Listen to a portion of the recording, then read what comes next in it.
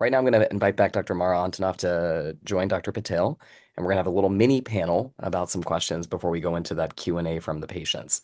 Dr. Antonov, I'll start with you. How do patients and their families know if surgery might be an option for them, even with stage 4 disease?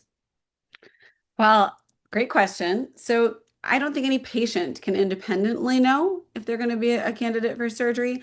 And it really, as inconvenient as it can be for patients and their families, I think it really does require detailed evaluation by an experienced thoracic surgeon as part of a multidisciplinary team.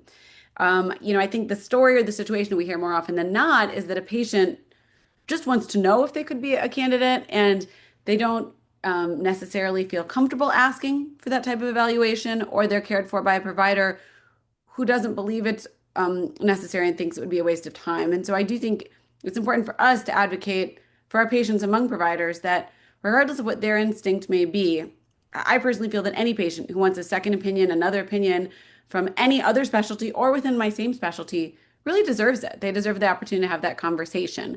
I wish very much that we could tell patients, like, here are these three criteria, and if you meet them, you're a surgical candidate. Or even patients will reach out to us with their very extensive histories on paper.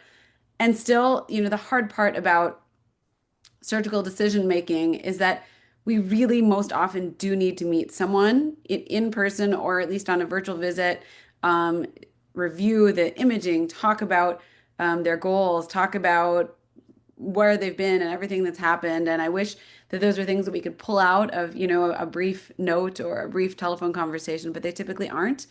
I Yeah. know that, real visits can be time and resource intense for patients and their families. And so every individual kind of has to think about whether that's something that they can do, if that would help turn over a stone for them or not.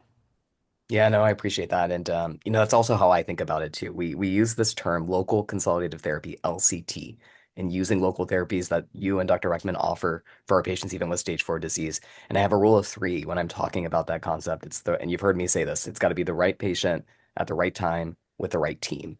So I think that's really the emphasis and the theme that we try to display and sort of amplify in terms of messaging. Another question for you, before I move on to Dr. Patel. How do you decide on the type of operation that's going to be recommended for a patient? So in stage 4 disease, it's 100% based on the imaging. For our preliminary plan. And then there's intraoperative decision making that Yeah. takes place as well. And I point that out as contrast to earlier stage disease, where earlier stage disease, it's the imaging, it's the patient's health, it's the stage of tumor, where someone might be able to take a wedge resection or a lobe, but you choose to do the lobe because you think it's going to prevent recurrence, et cetera. But in stage 4 disease, it's a different situation. We're trying to get the existing disease out with negative margins. And so ideally, the lesser operation we can do that's going to be as thorough as possible.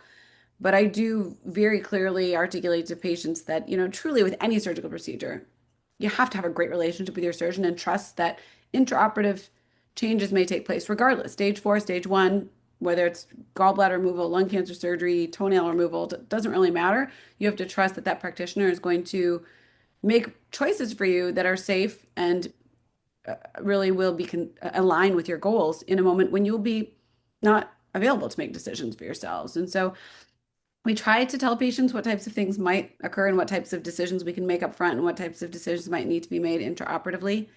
But I think really establishing that relationship, that trust, that rapport is most important. Yeah, thanks for offering that insight.